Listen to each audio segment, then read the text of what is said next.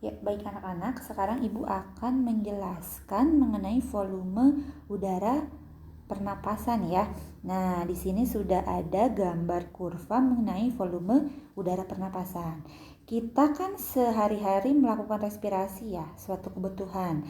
Melakukan inspirasi dan ekspirasi. Inspirasi, ekspirasi, begitu seterusnya.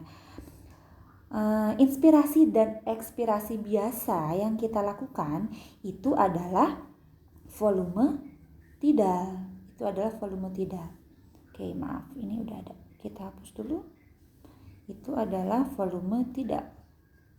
Jadi volume tidal itu yang mana? Volume tidal itu adalah, nah, ketika kita melakukan inspirasi, ini kurva naik, dan ekspirasi, kurva turun. Inspirasi, kurva naik, ekspirasi, kurva turun. Ini inspirasi, ekspirasi, inspirasi, ekspirasi. Ini adalah volume tidal, pernapasan yang kita biasa lakukan sehari-hari. Ngerti ya? Dan itu jumlah atau total volumenya adalah 500 cc. Gitu. Nah, sekarang kalau misalnya kita melakukan inspirasi berarti menarik napas ya. Kita menarik napas, kemudian kita tarik lagi sekuat tenaga sampai tidak bisa menarik napas lagi. Berarti kan ini nih, inspirasi, ekspirasi, inspirasi ke atas, kemudian kita menarik napas sekuat tenaga. Nah, ini namanya adalah volume cadangan inspirasi atau disebut juga komplementer. Itu total volumenya adalah 1500 cc. Jadi volume udara yang dilakukan ketika kita sudah melakukan inspirasi normal dan menghirup lagi udara sekuat-kuatnya. Bayang ya. Oke, nah selanjutnya bagaimana kalau misalnya kita sudah melakukan inspirasi, ekspirasi, ini tidal kan? Inspirasi, ekspirasi, tidal. Nah, ketika kita sudah melakukan ekspirasi, mengeluarkan udara biasa, kemudian kita keluarkan lagi sekuat tenaga. Kita keluarkan lagi sekuat tenaga. Jadi setelah menghembuskan napas, dikeluarkan lagi, itu namanya adalah volume cadangan ekspirasi atau sering disebut suplementer gitu. Totalnya adalah ini 1500 cc. Ya, jadi volume cadangan ekspirasi itu apa? Volume cadangan ekspirasi itu adalah volume udara yang masih bisa dikeluarkan, setelah kita melakukan ekspirasi biasa atau ekspirasi normal. Kebayang ya?